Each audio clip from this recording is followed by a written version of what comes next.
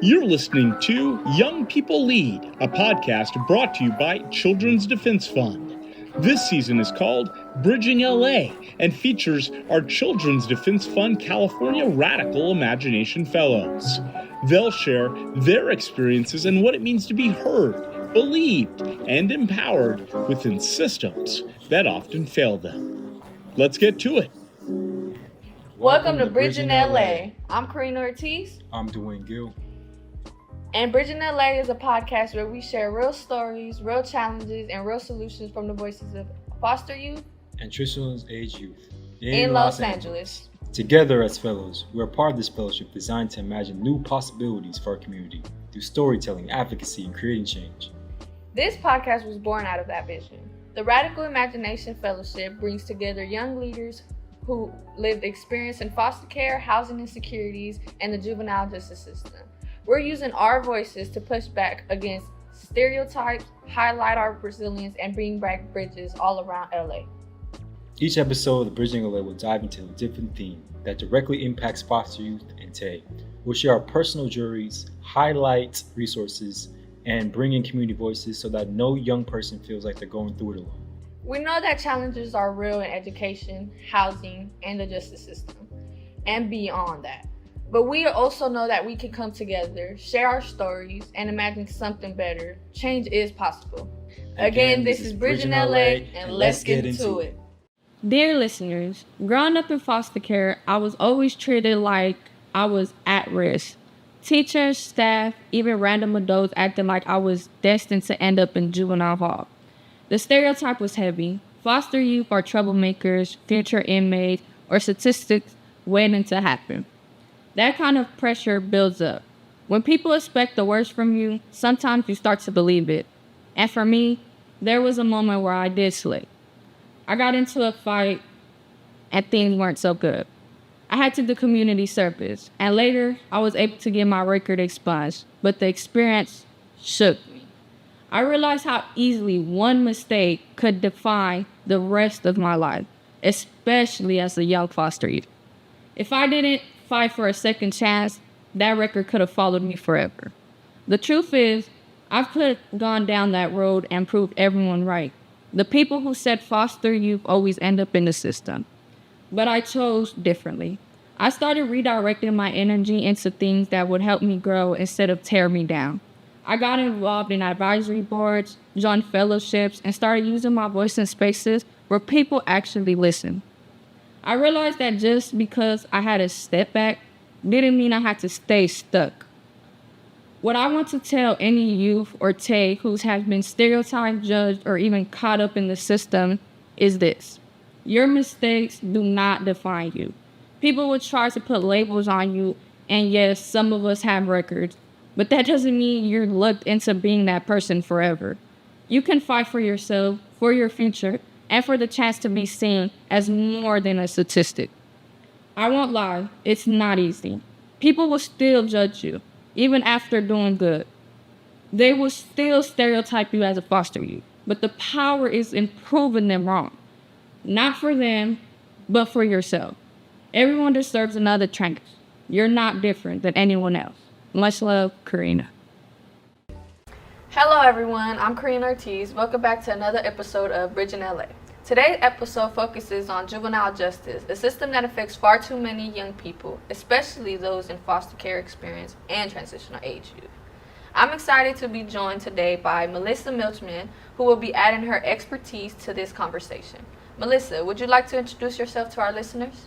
Thanks, Karina, and thank you for having me today. I'm honored to be here in community with you. My name is Melissa Milchman, Executive Director for the Coalition of Juvenile Justice, which is a nationwide coalition of state advisory groups, organizations, individuals, young leaders, and allies that are dedicated to preventing children and youth from becoming involved in the juvenile justice system. And when they do have system contact, we want to uphold the highest standards of care for their experience navigating that system. Our mission is to educate on and advocate for youth serving systems to be fair, effective, and rooted in community. Thank you for that. I've actually seen firsthand how small mistakes or lack of support can lead to long-term consequences for some youth. And it's something that affects so many of us in our community. For our next question I have for you, Melissa, is what are some of the long-term effects that being involved in the juvenile justice system has on young people, especially those already facing challenges today, like foster care or housing instability? We know that young people who experience the youth justice system experience long-term and more negative impact for their system involvement. So educational displacement and instability is one of those factors that increase the likelihood of system involvement and long-term system challenge. So anything we can do to ensure educational stability for young people is critical because when you have system touch, it becomes more challenging to get your educational credentials, like your high school diploma or GED or secondary education credentials. We also know that it can become challenging to apply for housing or to apply for employment in certain jurisdictions that don't seal juvenile records from those institutions. Knowing how to ask for help to expunge and seal your records is also really critical for young people. And I will give a shout out to public defenders and legal advocacy groups and youth advocates who work really hard to help ensure that youth records stay confidential so that those long-term consequences can be mitigated. And the other challenge is there's so many different approaches to the length of time and the length of supports that young people who come into contact with systems receive. And so it can be really disorienting when you may time out of a program or age out of a program, but still have root causes that need addressing. And that continues to create those cyclical system experiences because we want to make sure that young people are receiving long-term opportunities to have the resources and care that they need to thrive. So we don't want to see system involvement creating those education, employment, or housing challenges because those are often the root causes that engage somebody environmentally and individually into systems in the first place. Okay, thank you for that, Melissa. It's striking to see how being system involved can impact opportunities for school, housing, and other things, even employment later on. And yet, these youth still have so much potential. Now, for the next question I have for you, Melissa, is from your perspective, what resources, programs, or interventions have you seen that really have helped youth avoid entering or re-entering the justice system? We know that system involvement has long-term and potentially generational cycles of challenges, especially for youth who experience the youth justice system or maintain a record. It can have long-term consequences like, employment, educational outcomes, health outcomes are all more challenging for those who have these cycles of system involvement. So having strong cross collaboration amongst the systems that serve young people, having a continuum of care that addresses the multidisciplinary and multi-sphere needs of young people at the individual level are the things that we can do to prevent any system touch and, more importantly, cross-system touch. Thank you for that, Melissa. I've also read data myself showing that certain mentorships, certain programs can help people from entering or re-entering the juvenile justice system. It's encouraging to know that there's actually solutions out there that will work. If you can change one policy or practice in the LA juvenile justice system, what would it be, Melissa?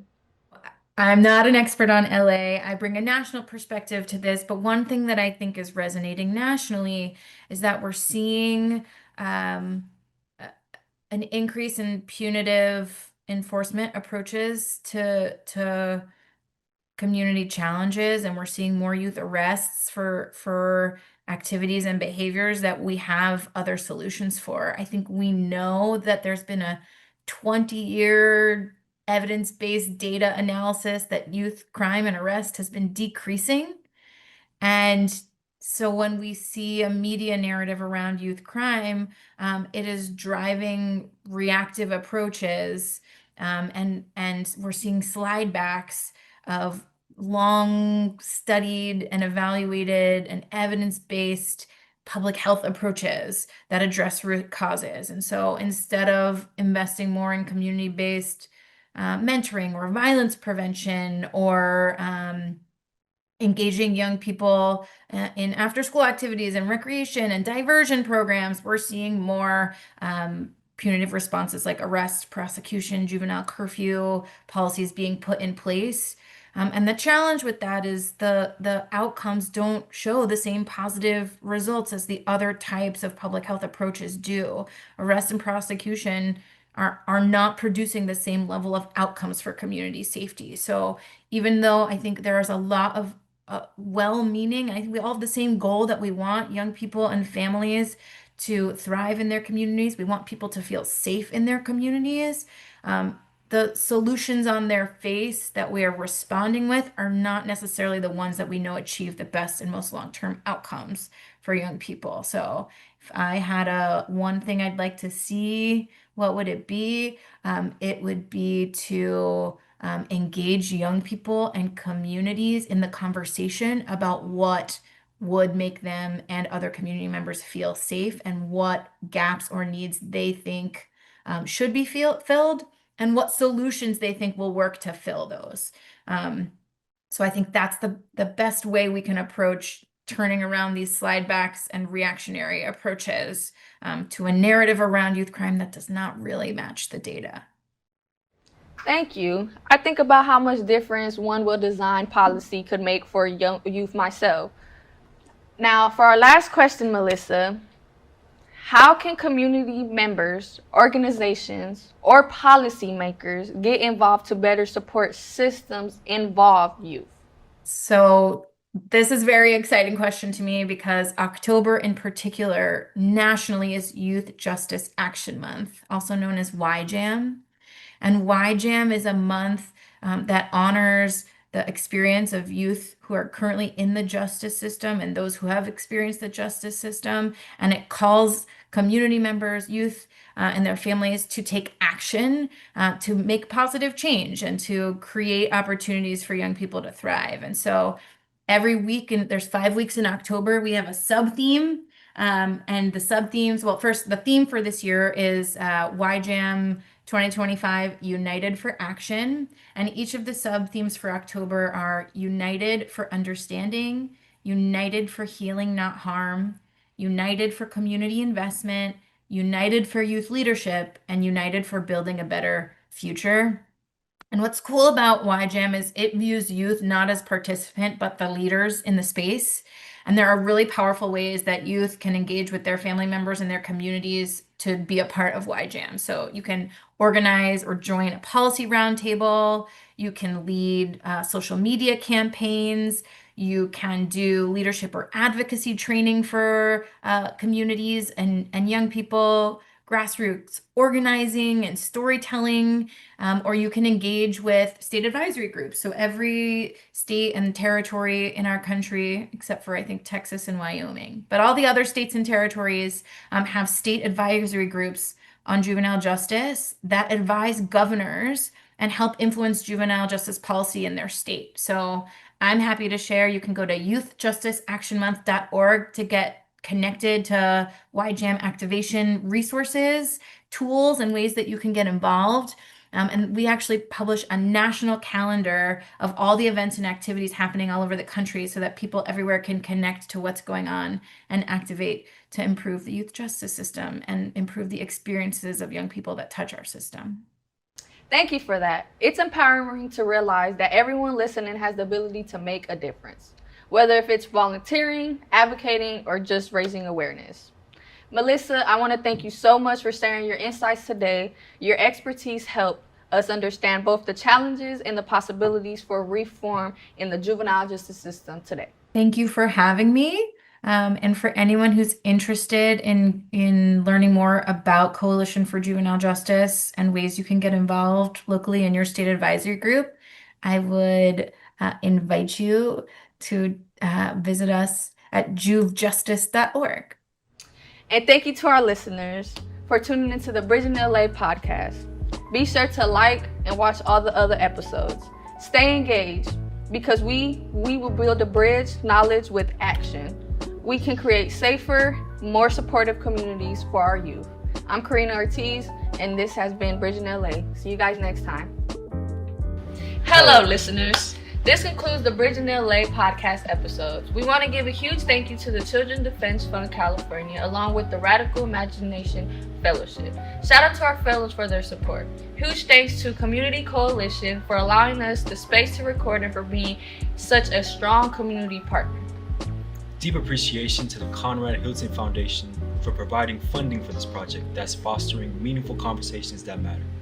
Can't forget the team of the Children's Defense Fund who work hard every day to ensure young people grow up with dignity, hope, and joy. I'm Karina Ortiz. I'm Dwayne Gill. And this has been Bridging LA. Thank you for listening. We'll see you next time.